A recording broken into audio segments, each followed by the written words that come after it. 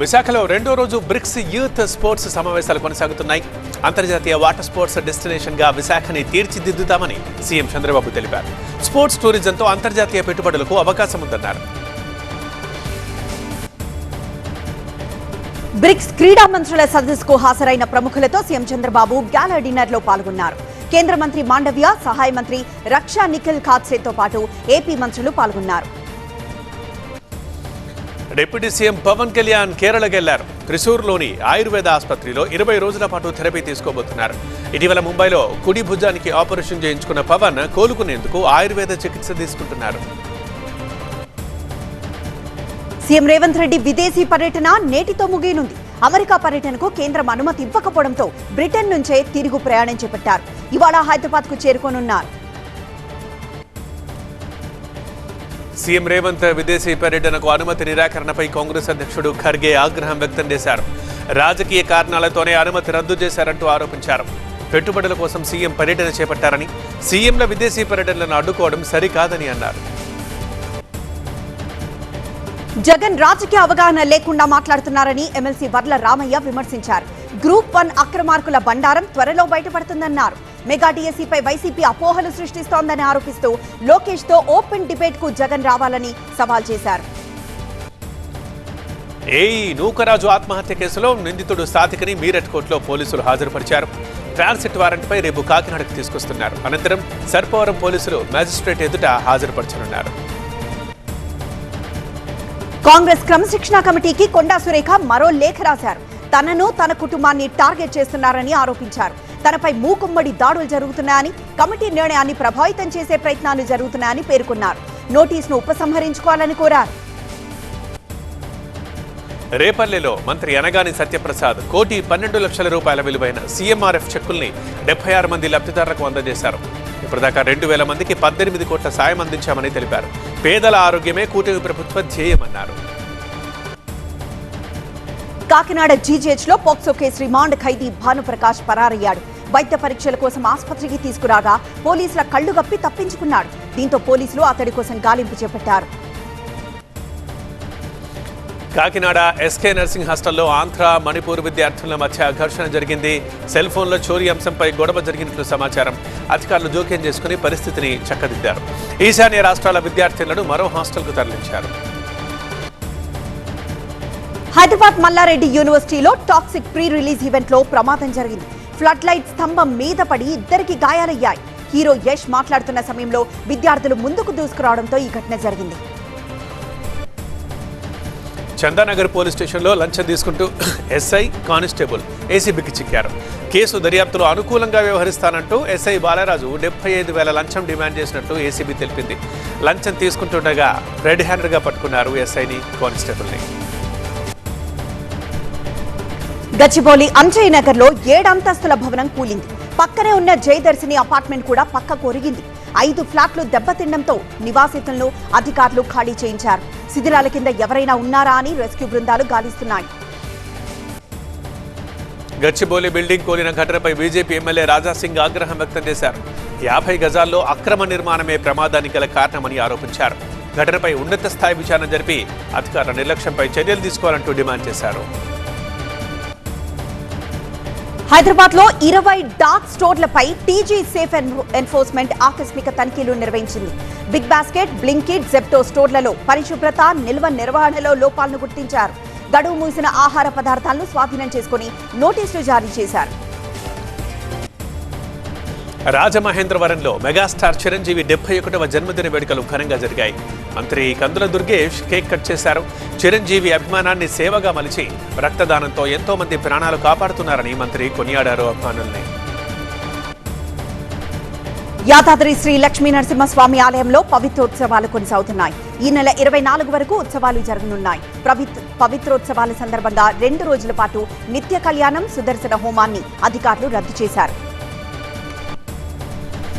తెలంగాణలో 21 జిల్లాలకు వాతావరణ శాఖ ఎల్లో అలర్ట్ జారీ చేసింది. హైదరాబాద్, రంగారెడ్డి, మేడ్చల్ జిల్లాలో వర్ష సూచన ఇచ్చింది. పలు జిల్లాల్లో ఉరుములు, మెరుపులతో వర్షాలు, గంటకు 40 కిలోమీటర్ల వేగంతో ఈదురుగాలులు వీచే అవకాశం ఉందని తెలిపింది. హైదరాబాద్ లో రాత్రి పలు చోట్ల వర్షం కురిసింది. ఉప్పల్, జూబ్లీ హిల్స్, పంజాగుట్ట, గచ్చిబౌలి, పటాన్ చెరువు షేర్లింగంపల్లిలో వర్షం పడింది. లోతట్టు ప్రాంతాల్లో నీరు నిలిచిపోవడంతో వాహనదారులు ఇబ్బందులు పడ్డారు. తెలంగాణలో బీజేపీ ప్రభుత్వం రావాలని ఆకాంక్షిస్తూ అయోధ్య రామ మందిరంలో సీతారాముల కళ్యాణం నిర్వహిస్తామని ఛత్రపతి శివాజీ పీఠం అధ్యక్షుడు బైరూరి యోగేష్ ప్రభు తెలిపారు. ఈ నెల 26న 200 మంది భక్తులతో కార్యక్రమం జరగనుందని చెప్పారు. తెలంగాణ, యూపీ బీజేపీ ప్రజాప్రతినిధులు పాల్గొంటారని అన్నారు. హైదరాబాద్ మోలాలిలో ఇంటి కాంపౌండ్ గోడ కబ్జా చేసి అక్రమ నిర్మాణం చేపట్టారని, తమపై బెదిరింపులకు పాల్పడ్డారని ఒక వృద్ధురాలు హెచ్ఆర్సీని ఆశ్రయించింది. పోలీసులకు, మున్సిపల్ అధికారులకు ఫిర్యాదు చేసినా పట్టించుకోవడం లేదని ఆరోపించింది. తనకు న్యాయం చేసి భద్రత కల్పించాలని ఆమె కోరారు. పెద్దపల్లి జిల్లా సుల్తానాబాద్లో స్కూల్ వ్యాన్లపై ఎంబీఐ అధికారులు ఆకస్మిక తనిఖీలు చేపట్టారు. పరిమితికి మించి విద్యార్థుల్ని తరలిస్తున్న పలు వాహనాలపై కేసులు నమోదు చేశారు. ఓవర్లోడ్ చేస్తే వాహనాల్ని సీజ్ చేస్తామంటూ హెచ్చరించారు. సిద్దిపేటలో మాజీ మంత్రి హరీష్ రావుని విమెన్స్ పాలిటెక్నిక్ విద్యార్థులు కలిశారు. జీవో 97తో తమ భవిష్యత్తు దెబ్బతింటోందని ఆవేదన వ్యక్తం చేశారు. తమ తరపున ప్రభుత్వాన్ని ప్రశ్నించాలని కోరగా వారి పోరాటానికి హరీష్ రావు పూర్తి మద్దతు ప్రకటించారు. నెల్లూరు జిల్లా బుచ్చిరెడ్డిపాలెంలో అక్రమ ఇసుక రవాణాపై పోలీసులు చర్యలు చేపట్టారు. పెన్నా నది నుంచి అనుమతులు లేకుండా ఇసుక తరలిస్తున్న 5 ట్రాక్టర్లని పట్టుకున్నారు. అక్రమ రవాణాకు పాల్పడితే కఠిన చర్యలు తీసుకుంటామని హెచ్చరించారు. ముచ్చింతల్ సమతామూర్తి ప్రాంగణాన్ని మణిపూర్ గవర్నర్ అజయ్ కుమార్ భల్లా సందర్శించారు. సమతామూర్తి విగ్రహాన్ని దర్శించుకుని 108 దివ్య దేశాలను సందర్శించారు. 1984 బ్యాచ్ కు చెందిన సుమారు 100 మంది రిటైర్డ్ ఐఏఎస్ అధికారులు కూడా ముచ్చింతల్ను సందర్శించారు. నంద్యాల జిల్లా సిద్ధాపురంలో విద్యుత్ సిబ్బందిపై కత్తితో దాడికి యత్నం జరిగింది. బకాయిలు చెల్లించకపోవడంతో కనెక్షన్ తొలగించేందుకు వెళ్లిన జూనియర్ లైన్మెన్ అశోక్ రెడ్డిపై స్థానికులు దాడికి యత్నించినట్లు అధికారులు తెలిపారు. ప్రమాదం తప్పడంతో పోలీసులకు కంప్లైంట్ ఇచ్చారు. బీజేపీ జాతీయ కార్యవర్గ సభ్యులతో ప్రధాని మోదీ సుదీర్ఘంగా సమావేశమయ్యారు. సంస్థాగత అంశాలు, పార్టీ సిద్ధాంతాలపై దిశానిర్దేశం చేశారు. క్షేత్రస్థాయిలో పార్టీని బలోపేతం చేయాలని, యువత కొత్త వర్గాలకు చేరువ కావాలని సూచించారు. కేంద్ర ప్రభుత్వం కీలక నిర్ణయం తీసుకుంది. ఎయిర్పోర్ట్ల దగ్గర బోర్డింగ్ పాస్ పై స్టాంపింగ్ నిబంధన ఎత్తేసింది కేంద్రం. కొత్త నిబంధనలు సెప్టెంబర్ 1 నుంచి అమల్లోకి వస్తాయని ప్రకటించింది. విదేశాలకు వెళ్లే ప్రయాణికులు తమ స్మార్ట్ ఫోన్లలో ఈ బోర్డింగ్ పాస్ చూపించి వేగంగా ఇమిగ్రేషన్ క్లియరెన్స్ పొందొచ్చు. స్టాంప్ కారణంగా బోర్డింగ్ పాస్ పై అక్షరాలు సరిగ్గా కనిపించకపోవడం, అదే టైంలో ప్రయాణికులకు కలుగుతున్న అసౌకర్యాన్ని పరిగణలోకి తీసుకుని BOI ఈ నిర్ణయానికి వచ్చింది. ఢిల్లీలో స్వైన్ ఫ్లూ కేసులు భారీగా పెరుగుతున్నాయి. నిన్నొక్కరోజే 114 కొత్త స్వైన్ ఫ్లూ కేసులు నమోదయ్యాయని వైద్య శాఖ ప్రకటించింది. ఈ ఏడాది ఇప్పటి వరకు 1777 స్వైన్ ఫ్లూ కేసులు నమోదు కాగా 2 వారాల్లో 433 కొత్త కేసులు నమోదు కావడం ఆందోళన కలిగిస్తోంది.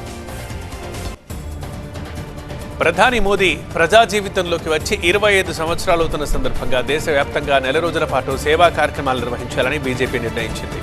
ప్రధాని మోదీ పుట్టినరోజు సెప్టెంబర్ 17 నుంచి వీటిని ప్రారంభిస్తామని బీజేపీ ప్రధాన కార్యదర్శి వినోద్ తావ్డే వెల్లడించారు. అక్టోబర్ 7, 2001న గుజరాత్ ముఖ్యమంత్రిగా తొలిసారి నరేంద్ర మోదీ ప్రమాణ స్వీకారం చేశారు.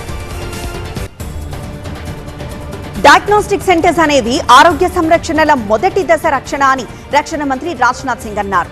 దేశ ఆరోగ్య సంరక్షణ వ్యవస్థను బలోపేతం చేసేందుకు ఖచ్చితమైన డయాగ్నోసిస్, నివారణ, సంరక్షణ, కొత్త టెక్నాలజీలు అందిపుచ్చుకోవడం కీలకంగా నిలుస్తాయని గుర్తు చేశారు.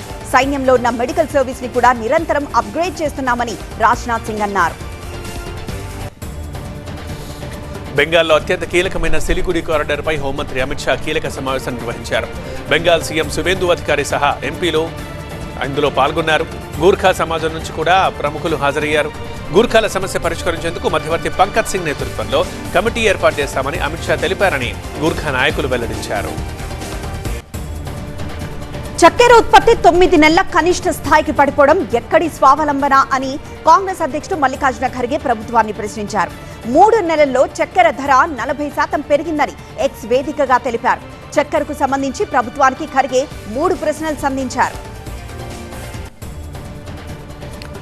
దేశంలో 60% మంది మహిళలు ఇంటి నుంచి ఒంటరిగా బయటకు వచ్చే పరిస్థితి లేదని కాంగ్రెస్ నేత రాహుల్ గాంధీ అన్నారు.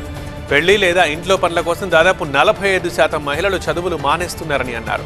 పుణేలో ఛాత్రోంకి గూంజ్ కార్యక్రమంలో రాహుల్ పాల్గొన్నారు. ప్రత్యేకంగా మహిళల కోసం ఈ కార్యక్రమం ఏర్పాటు చేశారు. పొత్తులను సమాజ్వాదీ పార్టీ ఎప్పుడూ విచ్ఛిన్నం చేయదని, భాగస్వాముల పక్షాన తాము నిలుస్తామని సమాజ్వాదీ పార్టీ అధ్యక్షుడు అఖిలేష్ యాదవ్ అన్నారు.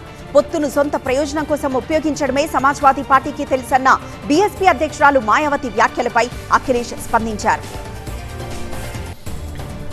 అసెంబ్లీని Tamil Nadu CM Vijay cinema set గా చూస్తున్నారని డీఎంకే అధ్యక్షుడు ఎంకే స్టాలిన్ విమర్శించారు. ఆయన దృష్టంతా పంచ్ డైలాగులపైనే ఉందని అన్నారు. తమ ప్రభుత్వం గతంలో ప్రవేశపెట్టిన పథకాల పేర్ల మార్పుపైనే ఆయన దృష్టంతా ఉందని అన్నారు.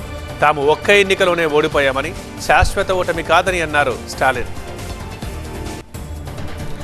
యష్ నటించిన toxic cinema grand pre release event August 22 సాయంత్రం ఘనంగా జరిగింది. హైదరాబాద్లోని మల్లారెడ్డి యూనివర్సిటీలో ఘనంగా నిర్వహించారు. సినిమా ఆగస్టు 26, 2026 ప్రపంచవ్యాప్తంగా విడుదలవుతోంది. టాక్సిక్ ఖచ్చితంగా రికార్డుల్ని తిరగరాస్తుందంటున్నారు మేకర్స్. సుమంత్ హీరోగా నటిస్తున్న మహేంద్రగిరి వారాహి సినిమాలోని వాట్ ఎ లాజిక్ సర్జీ పాట విడుదల కార్యక్రమం వైజాగ్లోని Avanthi institute of engineering and technology కాలేజ్లో ఘనంగా జరిగింది. ఈ సినిమా సెప్టెంబర్ 11, 2026న థియేటర్లలో విడుదల కానుంది. ఫ్యాంటసీ అంశాలతో ఈ సినిమా వస్తోంది. హాకీ ప్రపంచ కప్ సెమీస్ రేస్ నుంచి భారత పురుషుల జట్టు దాదాపు నిష్క్రమించినట్లే. టోర్నీలో హర్మన్ ప్రీత్ సేన ముందంజ వేయడం చాలా కష్టమే. శనివారం తప్పక గెలవాల్సిన గ్రూప్ ఈ మ్యాచ్లో భారత్ ఓడిపోయింది. 1-3తో ఒలింపిక్ ఛాంపియన్ నెదర్లాండ్స్ పై ఓటమి పాలైంది. మ్యాచ్ను దూకుడుగా ఆరంభించినప్పటికీ ఆఖరి 10 నిమిషాల్లో తప్పిదాలతో భారత్ ఓడిపోయింది. భారత్ తరపున నమోదైన ఏకైక గోల్ను హర్మన్ ప్రీత్ సింగ్ సాధించాడు.